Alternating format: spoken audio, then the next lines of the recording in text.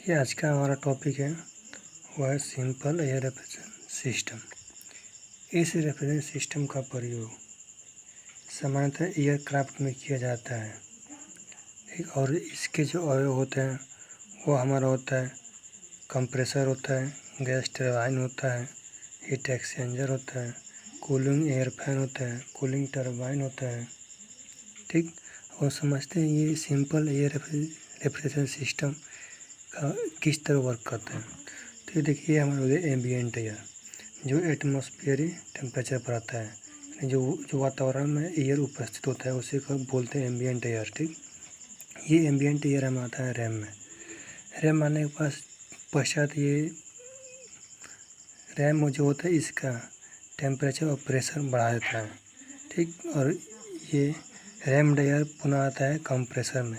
Compressor में आने के पश्चात इस रैम एयर का प्रेशर और टेम्परेचर और अधिक बढ़ जाता है, ठीक। यहाँ से कंप्रेस्ड एयर आता है इधर, तो कुछ भाग इस कंप्रेस्ड एयर का इधर चला जाता है और कुछ भाग कंप्रेस्ड एयर का इधर आ जाता है। तो जो इधर आता है वो जाता है कम्बसन चैम्बर में। यहाँ पर कंप्रेस्ड एयर का कम्बसन होता है। कम्बसन होने के बाद ये गैस टरबाइन को जाता है, गैस टरबाइन को चलाता है और गैस टरबाइन हमारा कंप्रेसर को चलाता है, ठीक। और यहाँ जो कंप्रेस्ड एयर जो इधर आया वो जाएगा हमारा हीट एक्सचेंजर में, ठीक। हीट एक्सचेंजर में जाएगा, ये ट्यूब के अंदर आएगा, ठीक।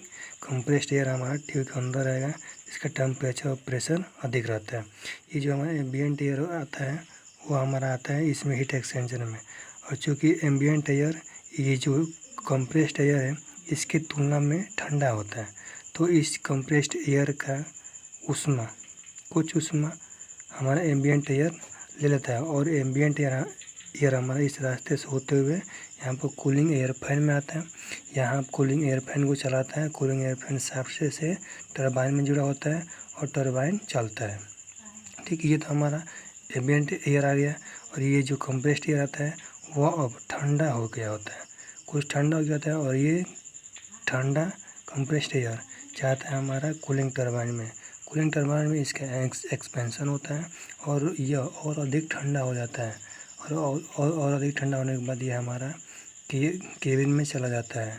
और जो हमारा जो ये हमारा एयर जाता है केबिन में वो एटमॉस्फेरिक प्रेशर पर रहता है।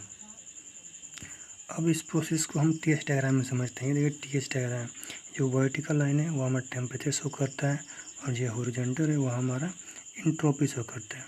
देखिए ये जो लाइन है, ये गाढ़ा वाला लाइन, ये हमारा ये थियोरेटिकली मतलब सैद्धांतिक लाइन है, ठीक। और ये जो हमारा डॉटेड लाइन है वो हमारा प्रैक्टिकल लाइन है, ठीक। और ये जो हमारा होता है वो कांस्टेंट प्रेशर लाइन होता है। ये जो होता है लाइन ये हमारा होता है कांस्टेंट प्रेशर लाइन, ये, ठीक। अब देखिए एक से दो प्रोसेस हमारा रैम एयर है, ठीक। जो हमारा जो हमारा एम्बियंट एयर आता है उसका मतलब रैम होता है। और रैम्ड होता है वो उसका टेम्परेचर और प्रेशर बढ़ता है। देखिए एक से दो थियोरेटिकली तो हमारा एक से दो प्रोसेस जो होगा, जो हमारा एयर का रैम्ड होगा वो हमारा कांस्टेंट एंट्रोपी पर होगा, लेकिन प्रैक्टिकली ये इस तरह न जाकर इस तरह 2 पर जाता है, ठीक।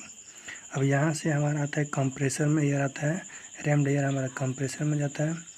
ये कंप्रेसर से हमारा जो 2 होता है वह कंप्रेसर का इनलेट होता है और 3 होता है वो कंप्रेसर का आउटलेट और हीट एक्सचेंजर का इनलेट होता है। देखिए यहाँ पर, ठीक। तो हमारा जो 2 से अब यहाँ पर कंप्रेसर जो होगा वो थियोरेटिकली आइसेंट्रोपिक ब्रेस होता है, मगर प्रैक्टिकली हमारा इस तरह होता है, ठीक।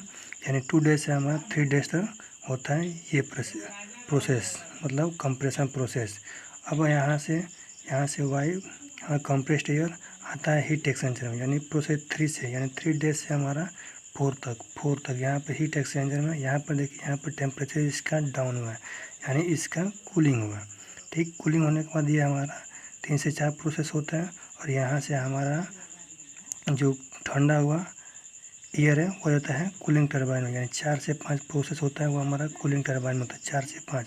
थियोरेटिकली तो हमारा इस तरह होगा प्रोसेस आइसेंट्रोपिक ब्रेस है, मगर प्रैक्टिकली हमारा आइसेंट्रोपिक ब्रेस ना होकर 4 to 5 जाता है। यहाँ पर ठंडा एयर 3 से 4, यहाँ से 4 से 5 हमारा कूलिंग टरबाइन प्रोसेस होता है। इसमें देखिए इसका टेम्परेचर एकदम घट कर हमारा आ गया।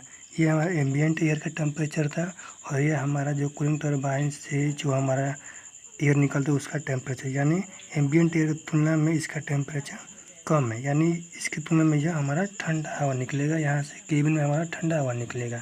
देखिए प्रेशर हमारा सेम है, ये हमारा कांस्टेंट प्रेशर लाइन है। यहाँ पर एम्बियंट एयर का भी प्रेशर सेम है और ये यहाँ इस लाइन पर पूरा हमारा प्रेशर हमारा सेम रहता है, इसलिए जो हमारा एक केबिन में एयर जाता है उसका भी प्रेशर सेम रहता है।